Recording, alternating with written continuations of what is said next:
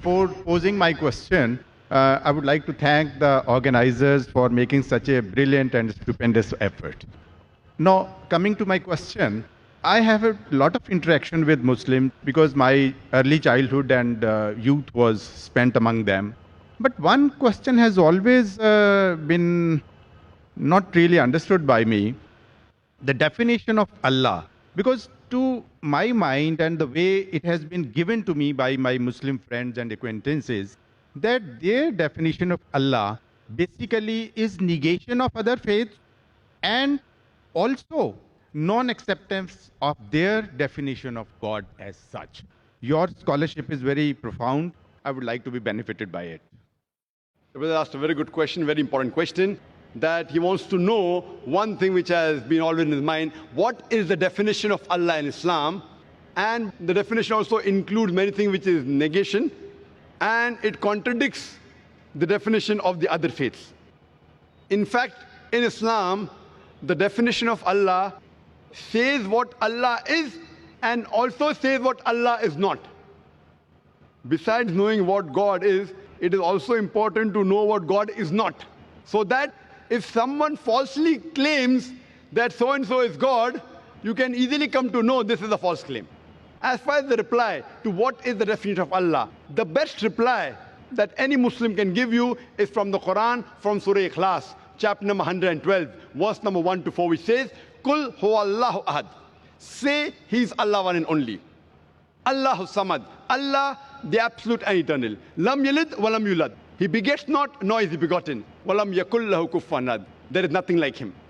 This is a four-line definition of Allah subhanahu wa ta'ala, of Almighty God, given in the glorious Quran. This is the touchstone of theology. It is the litmus test to identify any person says so-and-so candidate is God. If that candidate fits in this four-line definition, we Muslims have got no objection in accepting that candidate to be God. The first is, Qul huwallahu ahad. Say it's Allah one and only. Allahu samad. Allah, the absolute and eternal. Lam yalid walam yulad. He begets not, nor is he begotten. Walam yakul lahu kufuwan ahad. There is nothing like him. For example, I'll give you an example. There are some human beings who say that Bhagwan Rajneesh is God. During question and answer time, there was a Hindu brother who told me that if Hindus don't consider him to be God, I never said that the Hindus call Bhagwan Rajneesh to be God. There are many human beings who claim Bhagwan Rajneesh is God. Now I will give you a sample. Why do we use this negative also? Like say is Allah one and only is positive.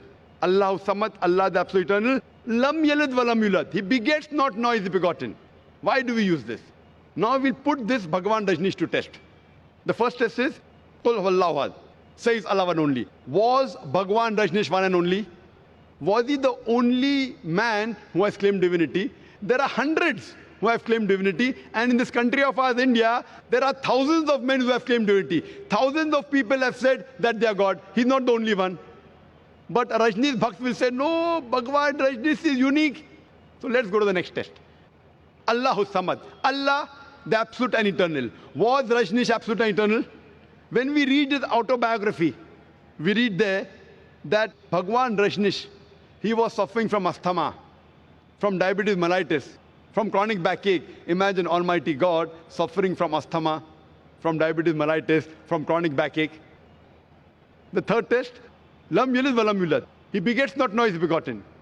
We know Bhagwan Rajneesh, he was born in Madhya Pradesh, and he had a mother and father. And in 1981, he goes to America and takes thousands of Americans for a ride. And in the state of Oregon, he starts his new center known as Rajneeshpuram. Later on, the American government arrests him and puts him behind bars. Rajneesh alleges that the American government gave me slow poisoning. Imagine Almighty God being slow poisoned. And 1985, the American government kicks him out of the country. He comes back to India and goes back to the city of Pune. And there, he goes and restarts his center, which is today called as Osho Commune.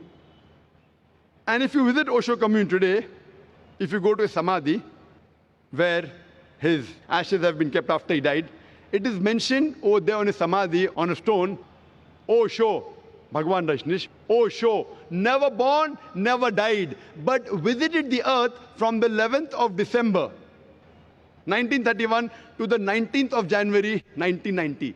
Never born, never died. But visited the earth from the 11th of December 1931 to the 19th of January 1990. They forgot to mention on his samadhi that he was not given visas to 21 different countries of the world. Imagine Almighty God coming on this earth to visit different countries and requires visas. And the last test, Walam Yakullahu Kufanad, is so stringent that the moment you can compare God to anything in this world, he is not God. Walam Yakullahu Kufanad. We know Bhagavan Rajneesh. He had a white beard. Like the human beings, he had 2 eyes, 1 nose, 1 mouth, 2 hands. The moment you can compare God to anything in this world, he is not God. Walam Yakullahu Kufanad. For example, someone says that Almighty God is 1,000 times stronger than Arnold Schwarzenegger. You may have heard the name of Arnold Schwarzenegger, the person who got the title Mr. World, strongest man in the world, Mr. Universe, the strongest man in the universe. The moment you can compare God to anything in this world, whether it be Arnold Schwarzenegger, Dara Singh or King Kong, whether it be 1,000 times or 1,000,000 times, the moment you can compare God to anything in this world, he is not God. Walam yakullahu kufanad. So this, brother, is, in short, the concept of Almighty God. As far as the second part of the question is concerned, that why does it contradict with the concept of God in other religions? In fact, it's a misconception that the concept of Allah subhanahu wa ta'ala in the Quran, it contradicts with the other religions. It contradicts against the practices of the other religion, I agree with you, but does not contradict against the other religious scriptures. Because unfortunately, the followers of most of the religions, whether it be Christianity, Hinduism, etc., they do not read their own scriptures. So if we analyze the practices of the non-Muslims, it does contradict. But if you go back to the scripture, if you have to understand the concept of God in any religion, the best is to try and find out what that scripture of that religion has to speak about God. Don't try and find out the concept of God by observing what the followers of the religions do. For example, if you want to know the concept of God in Sikhism, the best place you can go is Guru Granth Sahib, Adi Granth. If you read the first volume, first chapter, first verse of Guru Granth Sahib, it is known as Japuji. What does it say? Correct? Known as Japuji. It says that God is one. He's called the true. He's called as eternal. He is existent. He's compassionate. He's free from fear and want. And if you know, in Sikhism, Sikhism believes in one God. It does not believe in idol worship. It does not believe in Avatarvada. And in the manifest form, he's called as Ekomkara. And unmanifest form, he's called as Omkara. And if you read the scriptures of Sikhism, there are various attributes given to Almighty God. If you read the 6 scriptures, Almighty God, he's called as Satanama. He's called as holy name. He's called as Kartar, the creator. He's called as Rahim, merciful. He's called as Kareem, beneficent. He's also called as Vahe Guru, the one true God. So if you go back to the scripture, the concept of God in Sikhism and Islam is the same. Similarly, if you go to Hinduism, in Hinduism also, if you go back to the Hindu scriptures, it's clearly mentioned in the Upanishad, Chandogya Upanishad, chapter number 6, section number 2, verse number 1, Ekam Evidityam, God is only one without a second. It's mentioned in the Svetasithar Upanishad, chapter number 6, verse number 9, Nachasya Kasij, Janitana Chadipa. Of that God, there are no parents. He has got no superior. He has got no Lord. It's mentioned in Svetasithar Upanishad, chapter number 4, verse number 19, as well as Yajurved, chapter number 32, verse number 3, Na trasya pratima asti. Of that God, there is no pratima. Pratima in Sanskrit means, it means an image, a photograph, a painting, a picture, a portrait, an idol, a statue, a sculpture. So it says, Na tasya pratima asti. Of that God, there is no image, there is no painting, there is no portrait, there is no photograph, no sculpture, no idol, no statue.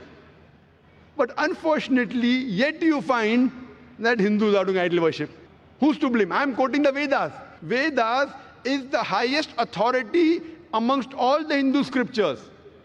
But yet you find that Hindus do idol worship. Why? Because the scholars of Hinduism, they tell that, see, Brother Zakir, you know, at the lower level, People don't understand, so for concentration we require the idol. When we reach a higher level of consciousness, then idol is not required. So I tell this Hindu Pandit, we Muslims have already reached the higher level of consciousness. It is the basis of Hinduism, basis of Vedas. But there are some sects in Hinduism, like Arya Samaj, which completely denounce idol worship. So similarly, if you go to Christianity, if you read the Christian scriptures again idol worship. Yet you find that the Catholics, they make an image of God and they say Jesus Christ, peace be upon the Almighty God. So what we realize that if you go to the Christian scriptures, the Christianity and Islam, the teachings of Jesus Christ, peace be upon him, it is similar. But most of the Christians, what they claim that Jesus Christ, peace be upon him, he claimed divinity. In fact, if you read the Bible, there is not a single unequivocal statement in the complete Bible where Jesus Christ, peace be upon him, himself says that I am God, always worship me. If any Christian can point out any unequivocal, any unambiguous statement in the Bible where Jesus Christ, peace be upon him, himself says that I am God, always worship me, I am ready to accept Christianity today. In fact, if you read the Bible, it's clearly mentioned. It's mentioned in Gospel of John, chapter number 14, verse number 28. Jesus Christ, peace be upon him, said, my Father is greater than I. Gospel of John, chapter number 10, verse number 29.